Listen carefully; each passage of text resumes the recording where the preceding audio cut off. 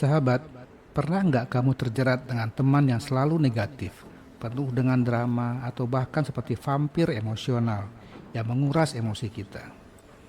Atau pernah nggak kamu terjebak dengan teman-teman yang tampaknya hidup dalam kekacauan? Coba bayangkan, teman yang selalu menguras energi kamu, orang yang sepertinya selalu menabur awan negatif di hari-hari cerah kamu, bahkan ahli mengaduk-aduk drama hanya untuk sensasinya. Tapi jangan takut, karena hari ini kita akan membahas seni menghadapi teman beracun atau teman yang toksik. Karena kita memahami bahwa orang-orang di sekitar kita dapat secara signifikan mempengaruhi kita. Hai sahabat, selamat datang di channel Peta Sukses Bahagia, peta jalan menuju sukses dan bahagia kita bersama. Tanpa berlama-lama lagi, sekarang mari kita membedah masalahnya secara langsung. Teman-teman yang beracun atau yang toksik dapat menaburkan benih keraguan, menguras energi kita, dan menghambat pertumbuhan pribadi kita. Mari kita bahas langkah praktis untuk menghadapi teman toksik dengan cara yang baik. Yang pertama, tetapkan batasan yang jelas. Teknik pertama adalah menetapkan batasan yang sangat jelas dengan mereka. Bayangkan hal ini seperti menggambar perisai yang tak terkalahkan di sekeliling kamu. Batasan adalah perisai kamu melawan hal-hal negatif dari mereka. Menetapkan batasan adalah tanda harga diri, bukan penolakan. Perjelas tentang perilaku apa yang menurut kamu tidak dapat diterima dan apa yang kamu harapkan dari persahabatan ke depan dengan mereka. Latih ketegasan tanpa menyakiti. Saat menetapkan batasan, buatlah spesifik dan ringkas. Misalnya, katakan, saya ingin kita menghindari gosip negatif mulai sekarang. Kedepannya, kamu akan mundur atau menjauh dengan baik bila teman toksik kamu mulai bergosip negatif. Dengan menetapkan batasan, kamu melindungi energi kamu dan membuka jalan untuk interaksi yang lebih sehat. Teknik kedua, berkomunikasi secara terbuka dan jujur. Gunakan kata aku daripada kata kamu. Bicarakan dari hati ke hati. Komunikasi adalah jembatan menuju resolusi. Dekati teman toksik kamu dengan hati terbuka dan percakapan yang jujur. Pilih suasana yang tenang dan pribadi, di mana kamu berdua bisa mengungkapkan perasaan tanpa gangguan. Gunakan kata aku untuk menyampaikan emosi kamu. Ceritakan dengan terus terang bagaimana perilaku mereka mempengaruhi perasaan kamu dan dampaknya terhadap hubungan kalian. Tetap tenang dan berempati. Fokus untuk menemukan saling pengertian. Daripada mengatakan, kamu selalu membuatku stres, tapi cobalah katakan, aku merasa kewalahan dengan situasi ini. Pendekatan ini menumbuhkan pemahaman dan membuka pintu untuk dialog yang lebih positif. Teknik ketiga, pengulangan untuk memberikan dampak. Bayangkan memutar lagu favorit kamu berulang-ulang. Itulah yang kamu lakukan dengan pesan kamu. Saat dihadapkan dengan perilaku toksik berulang kali, tanggapi dengan ketenangan yang tak tergoyahkan. Jika mereka bersikeras pada hal-hal negatif, ulangi dengan tenang. Saya merasa lebih senang jika percakapan kita berfokus pada topik-topik yang positif. Dengan mempertahankan pendirian kamu menunjukkan kepada mereka bahwa batasan kamu tidak tergoyahkan. Teknik keempat, observasi objektif.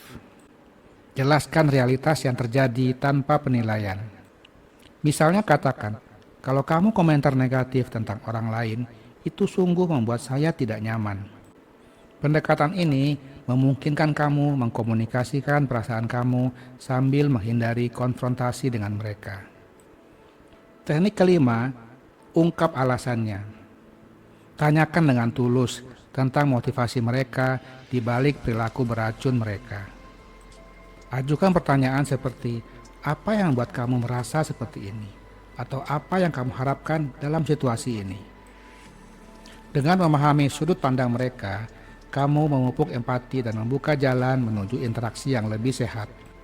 Setelah kamu tahu motivasi mereka, teknik keenam adalah tawarkan perspektif alternatif. Terkadang, teman-teman yang toksik terjebak dalam kenegatifan mereka sendiri. Tawarkan sudut pandang alternatif untuk mengubah perspektif mereka. Dorong teman kamu untuk melihat situasi dari sudut yang berbeda. Mudah-mudahan mereka bisa berubah.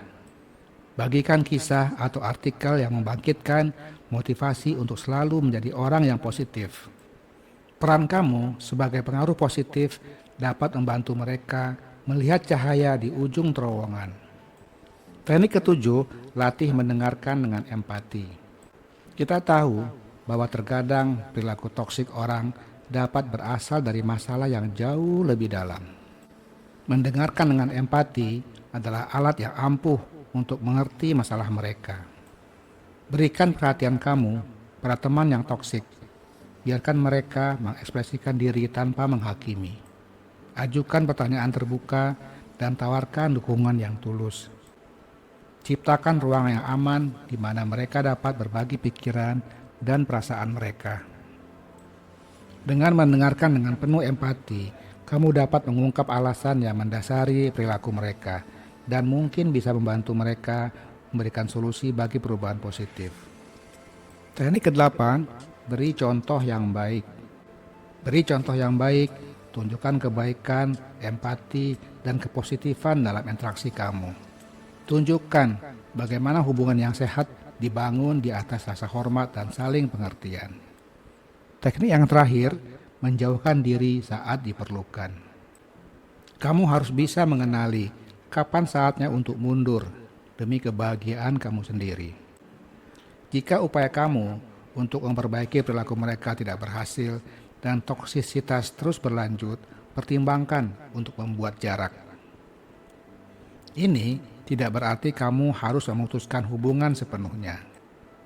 Kurangi frekuensi interaksi dengan mereka dan utamakan menghabiskan waktu bersama teman-teman yang positif dan menginspirasi kamu.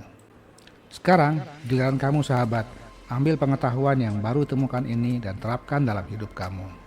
Kelilingi diri kamu dengan orang-orang yang mensupport kamu dan saksikan bagaimana perjalanan kamu menuju sukses dan bahagia dimulai. Ingat sahabat, setiap pilihan yang kamu buat, setiap teman yang kamu rangkul, dan setiap batasan yang kamu tetapkan membawa kamu selangkah lebih dekat ke kehidupan yang selalu kamu impikan. Terima kasih telah menonton video ini. Semoga bermanfaat dan jangan lupa untuk subscribe, like, dan komen ya. Dan sampai jumpa di video-video berikutnya.